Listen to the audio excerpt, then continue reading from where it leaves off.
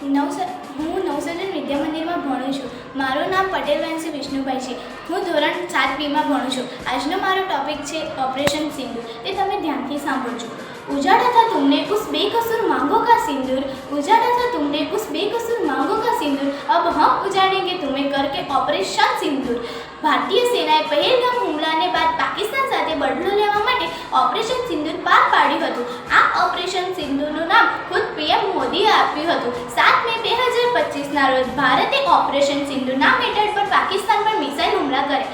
આ ભારતે મિસાઇલ હુમલા દરમિયાન તેમણે મસ્જિદો સહિત નાગરિકોને માર્યા હતા. તેમાં 9 પાકિસ્તાની માર્યા ગયા અને એક નાના બાળકનો પણ સમાવેશ થાય છે. ધર્મ પૂછકર મારા તુમને, धर्म पूछकर मारा तुमने, लो धर्म बताकर मार दिया. सिंदूर उजाड़ा था बहनों का तुमने, सिंदूर उजाड़ा था बहनों का तुमने, उसी सिंदूर ने बदला लिया. ભારતીય હુમલો જમ્મુ અને કાશ્મીરના પહેલગામમાં 22 એપ્રિલ 2025ના રોજ થયેલા હુમલાને જવાબ રૂપે હતા. આ હુમલાની જવાબદારી પાકિસ્તાન પ્રેરિત ધ રેઝિડન્સ ફ્રન્ટ નામના આતંકવાદી સંગઠને સ્વીકારી હતી, જેમાં ઓછામાં ઓછા 28 નાગરિકો માર્યા ગયા હતા.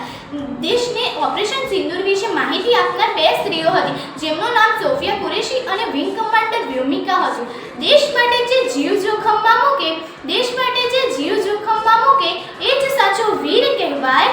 સોફિયા કુરેશી જેવા યોદ્ધા, સોફિયા કુરેશી જેવા યોદ્ધા એ જ ઇતિહાસમાં અમર થઈ જાય કે એક શાસન હતું 2004 થી 2014 સુધીનું કે જે દુનિયાભરમાં કાશ્મીર માંગતું હતું.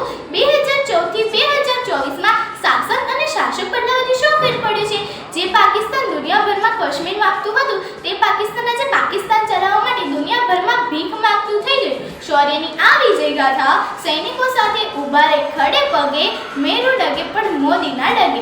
વગાડ્યો આ દુનિયાભરમાં ડંકો, સુરાવો સાથે સુરવીર બંકો. આ મારા હિદ્દતનો અવાજ, માતા અને દીકરીના સિંદૂરની રાજ. આ મારા હિદ્દતનો અવાજ, માતા અને દીકરીના સિંદૂરની રાજ. આ ઓપરેશન સિંદૂરે રાખી. જય હિન્દ, જય ભારત.